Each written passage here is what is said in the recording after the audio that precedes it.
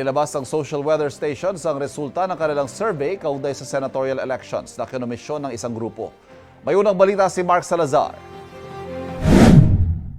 Sa survey ng social weather stations para sa voter preferences for senators na sponsored ng advisory at research consultancy group na Stratbase, kasama sa tinawag na 12 possible winners, sina Congressman Erwin Tulfo, dating Senate President Tito Soto, Senators Lito Lapid at Bongo, dating Senador Panfilo Lacson, broadcaster na si Ben Tulfo, Senadora Pia Cayetano, dating Senador Manny Pacquiao, Makati City Mayor Abby Binay, sina Senador Bato de la Rosa at Ramon Bong Revilla, TV host na si Willie Revillame at dating Senador Kiko Pangilinan.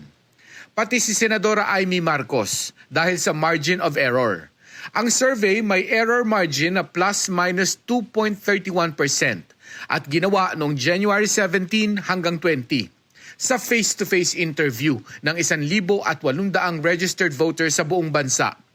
Ayon sa SWS, ang listahan na ginamit para sa survey base sa inisyal na ballot face template na inilabas ng Commission on Elections. Ito ang unang balita. Mark Salazar para sa GMA Integrated News.